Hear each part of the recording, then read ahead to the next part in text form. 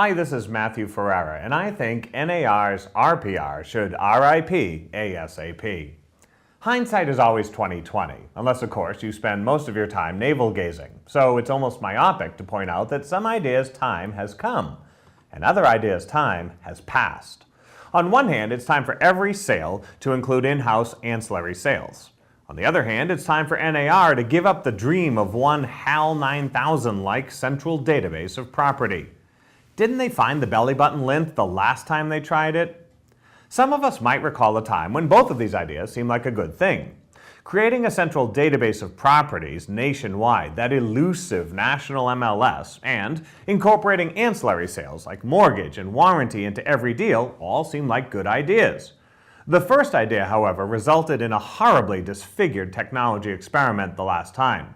Even realtors themselves came to hate their own national marketing site, Realtor.com, for all sorts of reasons. So some of them punished it by withholding their data or uploading junk if you really consider the quality of some of that information.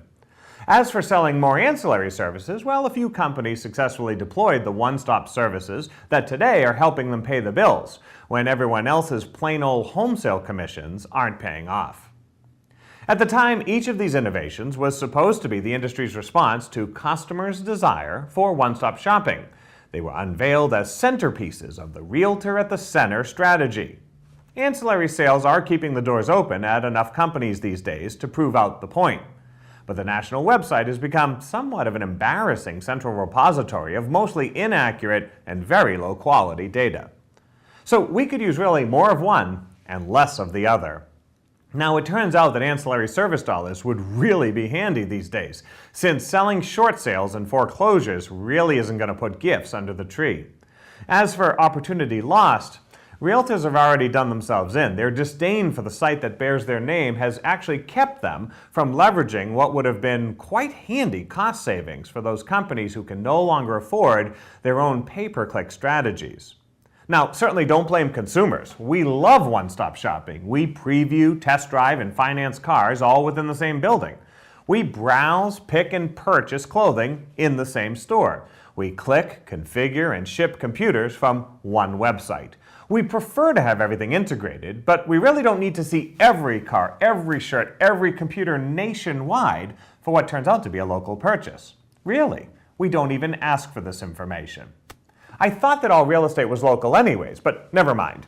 Really, this isn't a story about saying we should have done different things in the past. Consumers will force the industry to integrate ancillary sales into every deal, eventually. But this is a story about vision going forward. And unlike selling more ancillary sales, which was just ahead of its time and will be back, it doesn't look like this pet project of realtors is going to take them into the future.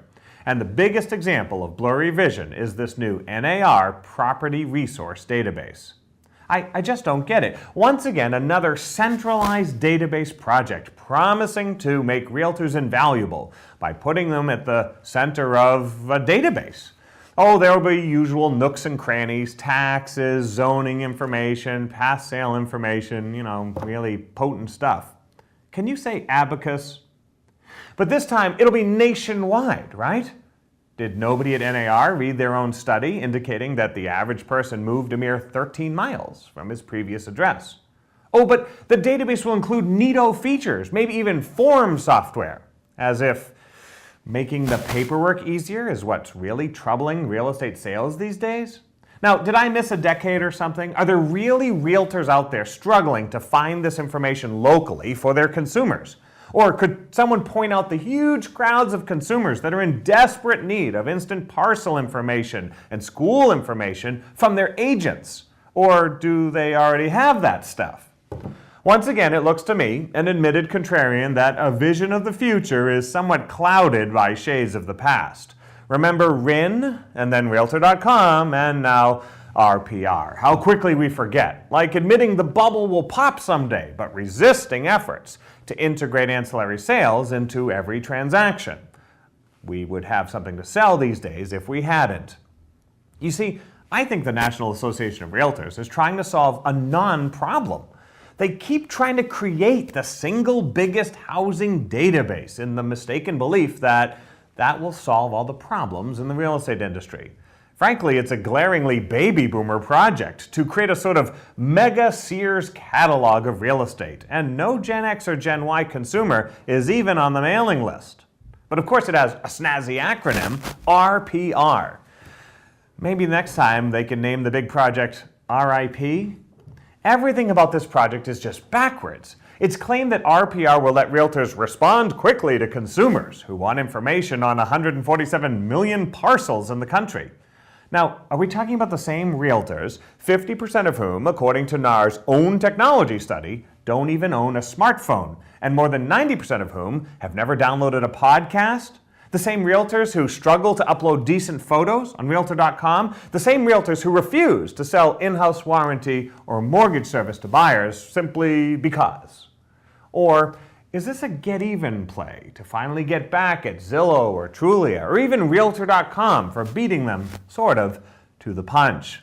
NAR's own press release hints at it. It says that RPR will offer its members such data, quote, rather than requiring realtors to purchase data aggregated by third parties.